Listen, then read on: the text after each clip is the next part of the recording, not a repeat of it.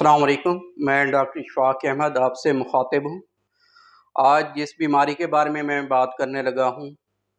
वो उसको हम पेप्टिक अल्सर्स कहते हैं,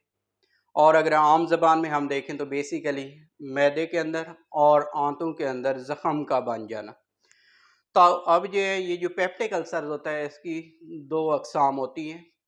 एक को हम गैस्ट्रिक अल्सर कहते हैं, दूसरे को जो हम ड्यूडिनल अल्सर्स कहते हैं।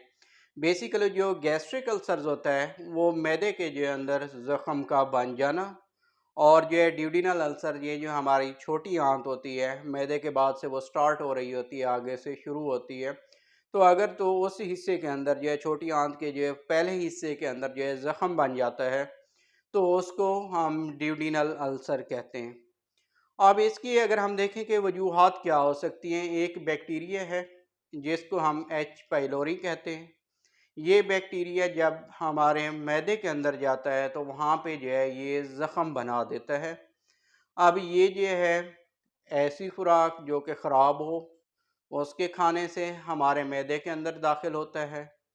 या फिर जो है ऐसा पानी जो ठीक तरह से नहीं होता, साफ़ पानी नहीं होता है जिसके अंदर ये बैक्टीरिया पहले से मौजूद हो, तो जब हम वो पानी पीते हैं तो उसके पीने से भी ये जो बैक्टीरिया है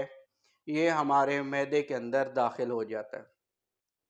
अब जब ये ज़ख़म बनना शुरू हो जाते हैं, ज़ख़म बन जाते हैं, तो उस वक्त ये है जो हमारे पेट का ऊपर वाला हिस्सा है, दरमियान वाला ये जो हिस्सा होता है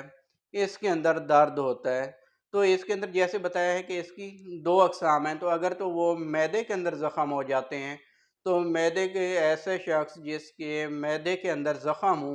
तो जब वो खाना खाता है या खाने का टाइम होता है तो उस वक्त उसको यहाँ पे जो है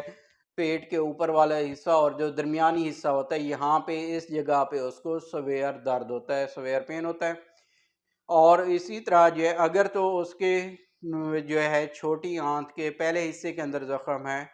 तो उसमें जो है उस शख्स का जब वो खाना खाता है तो तकरीबन खाना खाने के 3 घंटे के बाद उसको दर्द होगा।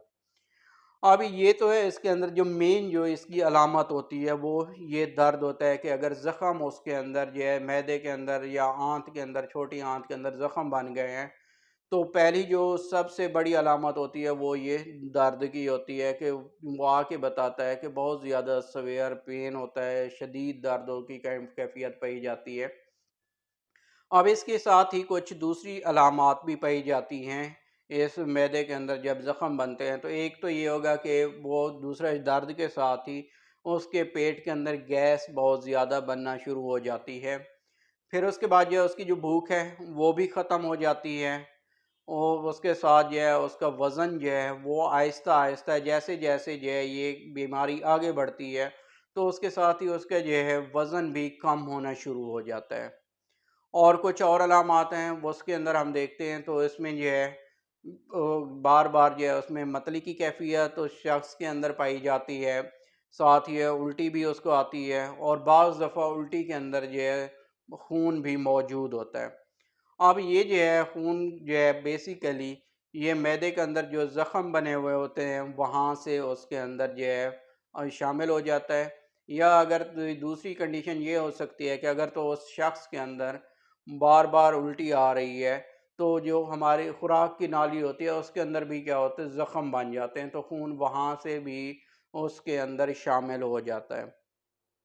फिर दूसरा है इसके अंदर नए जो अलामत और पाई जाती है कि जब वो अपने जो पाखाना पास करता है तो पाखाना के अंदर भी खून मौजूद होता है। तो ये बेसिकली ख़ास तौर पे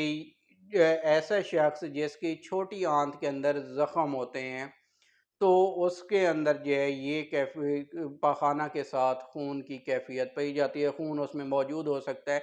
वैसे तो काफ़ी सारी ऐसी बीमारियां हैं जिसमें ये है क्या होगा कि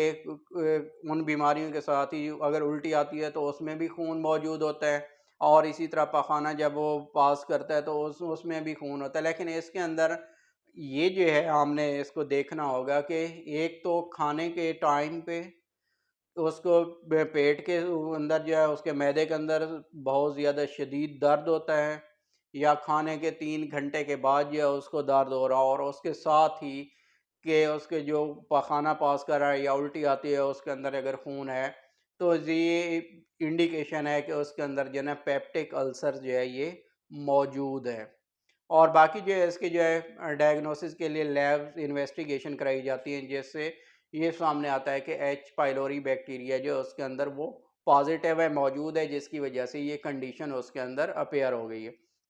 होम्योपैथिक सिस्टम के अंदर जो है काफ़ी सारी ऐसी मेडिसन है जो कि हम दे के इस को क्योर कर सकते हैं। काफ़ी सारे ऐसे पेशेंट्स हैं जो इससे मेडिसन लेके अब तक क्योर हो चुके हैं।